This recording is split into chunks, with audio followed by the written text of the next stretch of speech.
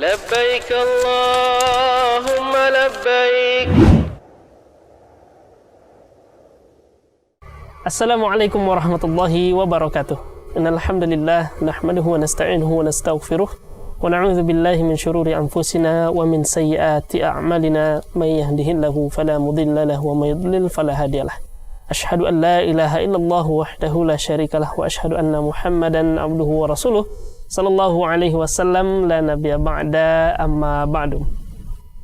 Pemirsa yang dirahmati Allah Subhanahu wa taala, dalam ibadah umroh setelah kita melaksanakan menggunakan pakaian ihram di miqat, tentunya ibadah selanjutnya adalah kita menuju Makkah Al-Mukarramah untuk melaksanakan ibadah selanjutnya yang kita kenal dengan nama tawaf di Makkah.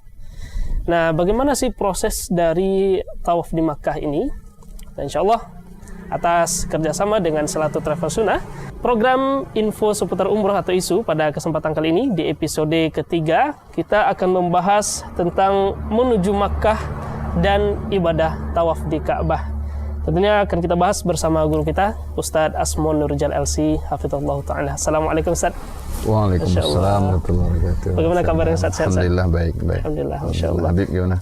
Alhamdulillah Ustadz, baik Ustadz. Barakallahu fiik Ustadz. Barakallahu fiik.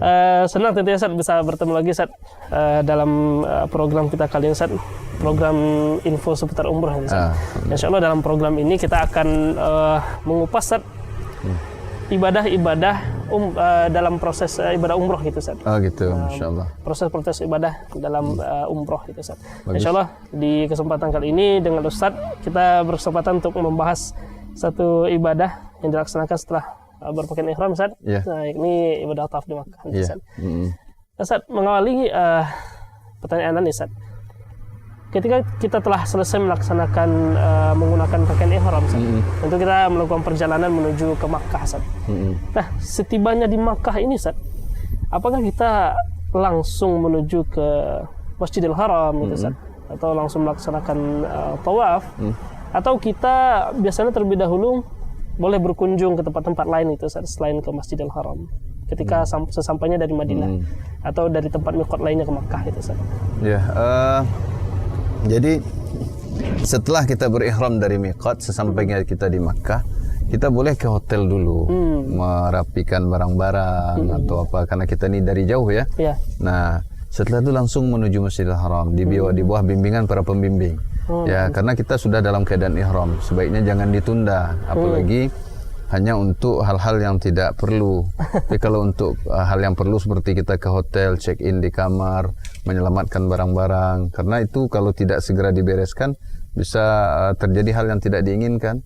Ya, karena kita akan datang pakai bis atau pakai kereta, nanti barang-barang kita ada, kalau tidak dimasukkan ke dalam kamar dia akan rentan hilang. Karena manusia dari berbagai belahan dunia mungkin tercampur atau salah ambil, maka harus diselamatkan. Sehingga kita memasuki ibadah umroh itu akan tawaf dan sa'i nantinya itu dalam keadaan tenang. Nah, ini tidak was-was lagi ya? Iya, tidak ada was-was. Ini sangat penting sebenarnya gitu. Dalam ibadah kita juga perlu ada rasa aman. Ya, sehingga kita tidak memikirkan hal-hal lain.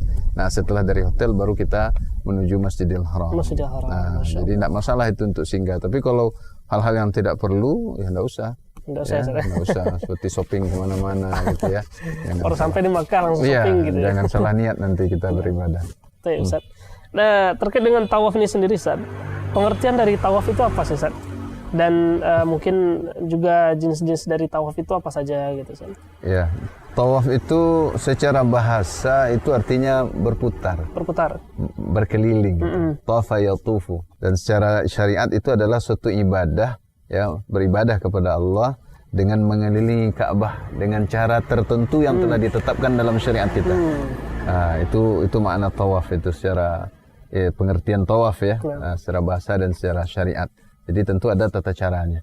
Ya, dan tawaf itu hanya di Ka'bah. Di Ka'bah. Ya, jangan ini juga jangan salah paham ya, karena sebagian orang, dan ini nyatanya ada yang menetapkan tawaf di tempat-tempat lain, ada yang di Indonesia, ada yang di gunung ini, ada yang di macam-macam lah. Ya, ini suatu hal yang salah ya. Keliru, sangat keliru. Ya, perintah tawaf itu hanya keliling Ka'bah dan di dalam Masjidil Haram.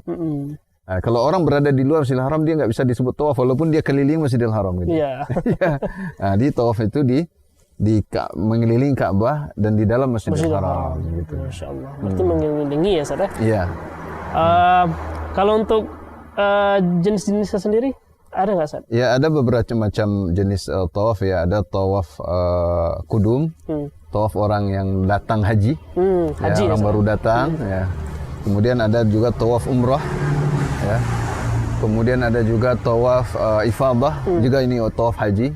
Selepas dari melontar jumrah gitu ya, meninggalkan Mina gitu ya. Kemudian ada juga tawaf wada, ini untuk meninggalkan Makkah yang akan pulang ke kampung halamannya setelah melaksanakan haji. Ya, itu macam-macam umrah tawaf ya. Macam-macam tawaf. Ya, kalau untuk umrah, tawaf umrah namanya. Tawaf umrah. Ya. Dan tawaf umrah ini ya cuma satu aja, soalnya tidak ada tawaf kudum, tidak ada tawaf wada. Ya, gitu. Itu hanya untuk haji. Walaupun sebagian juga membolehkan tawaf wada misalnya gitu ya. Oh, gitu ya.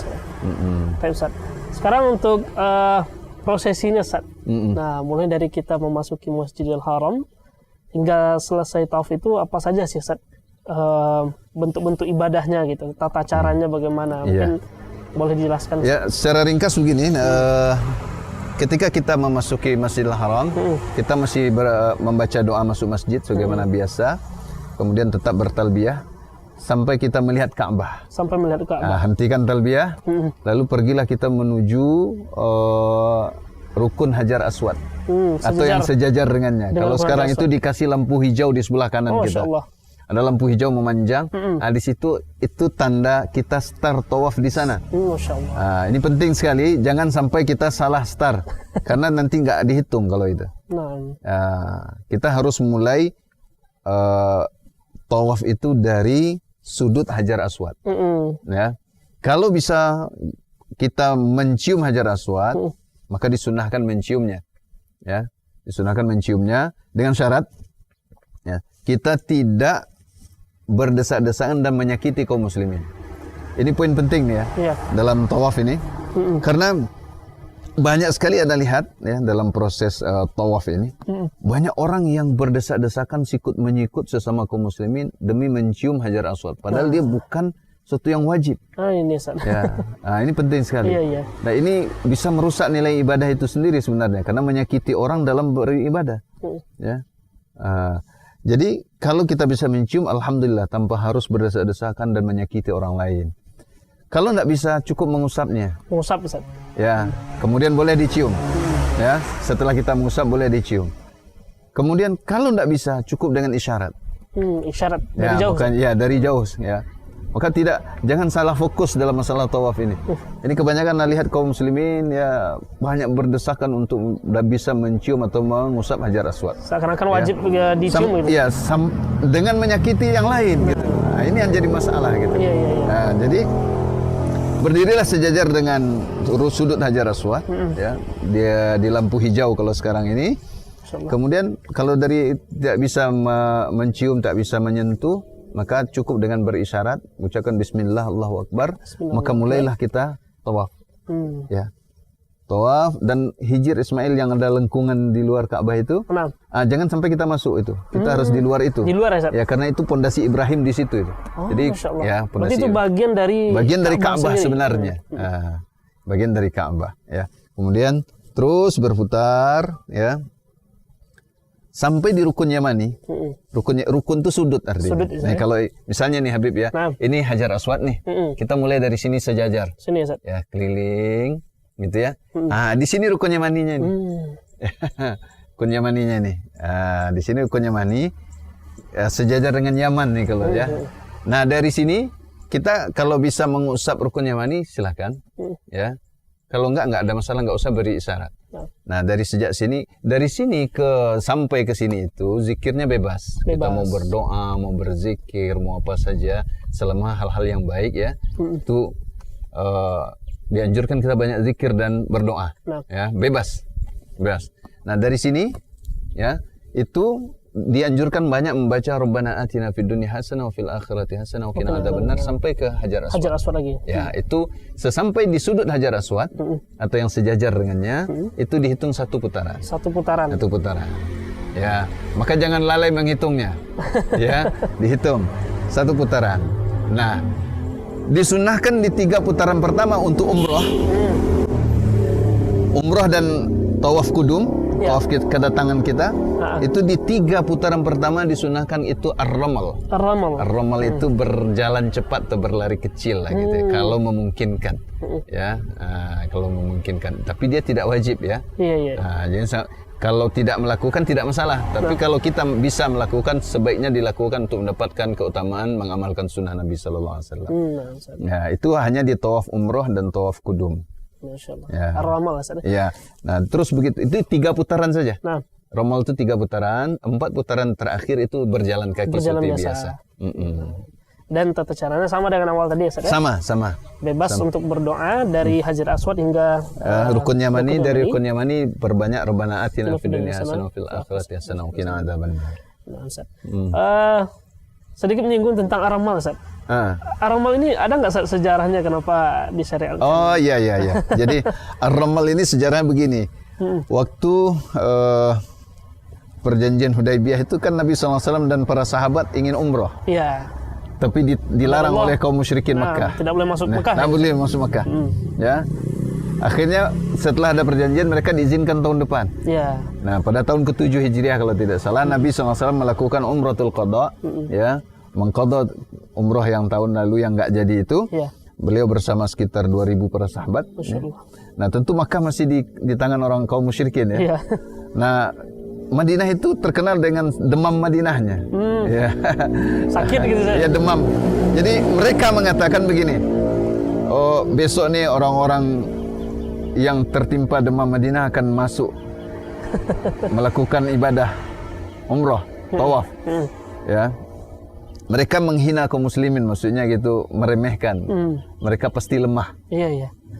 Mendengar berita itu, Nabi SAW memerintahkan para sahabat untuk memperlihatkan diri sebagai orang yang kuat dan sabar dengan segala kesulitan. Masya Allah. Maka beliau perintahkan para sahabat untuk berlari, ya, berlari kecil dalam tawaf 3 putaran. Ya. Nah, itulah awal disunnahkannya ar-ramal itu. Ya. Jadi itu ada maksudnya untuk menggentarkan hati kaum musyrikin, musuh-musuh Islam. Bahwa orang muslim ini kuat gitu. Gitu. Walaupun mereka mungkin dalam keadaan sakit sekalipun. Karena tidak boleh sebenarnya orang Islam itu nampak lemah di hadapan musuh. Ya, memang harus kuat. Gitu. Nah, itu dasarnya. Dan setelah itu pun para sahabat mengabadikan sunnah ini, ya. Gitu loh. Masya Allah. Tentu ini sangat luar biasa seandainya kita beribadah dan tahu bagaimana disyariatkannya ibadah tersebut. Betul. Suatu kenikmatan itu ya, Ustaz. Betul. Akan ilmu. Betul. Masya Allah, Ustaz.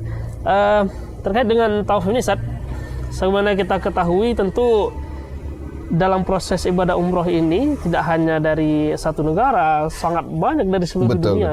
Betul. Dan mungkin Ustaz pernah melihat pengalaman Ustaz, dari pengalaman Ustaz membimbing ibadah umroh. Ada nggak Ustaz kebiasaan-kebiasaan yang mungkin sering dilaksanakan oleh jemaah umroh dan ini tidak disyariatkan gitu Ustaz, atau seharusnya tidak dilakukan gitu Ustaz? Iya. Kira-kira apa Ustaz? Ada Ustaz? Pertama yang saya lihat ya langsung dalam beberapa kali umroh ya, sikap berlebihan untuk bisa mencium Hajar Aswad yang menimbulkan pergesekan, bahkan sebagian pernah saya melihat hampir bertinju mereka.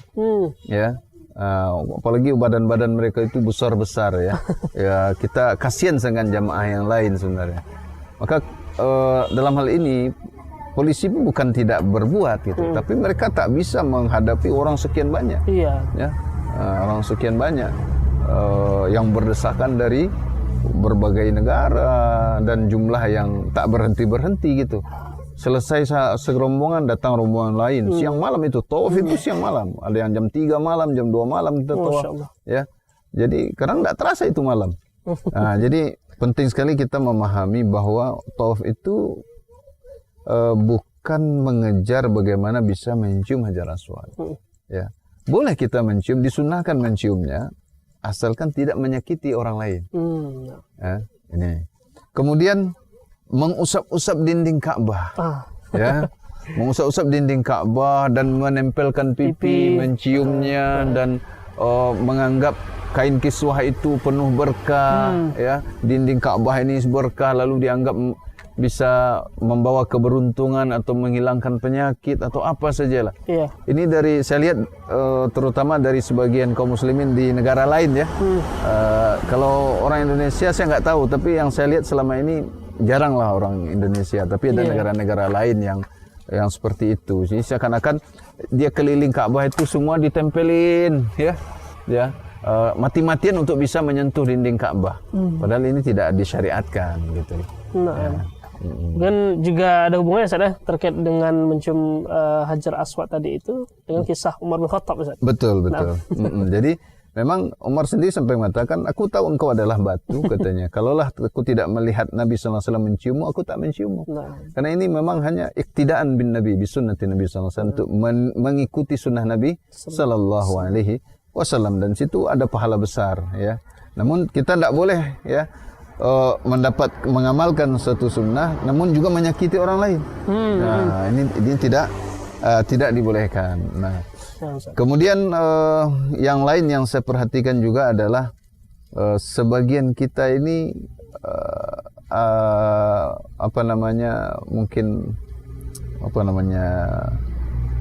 mengganggu jamaah lain dengan suara keras yang mungkin kesannya bernyanyi atau apa gitu. Nah, ini juga ada, bukan hanya di sa'i ya. Nah, ini sebenarnya tidak boleh ya.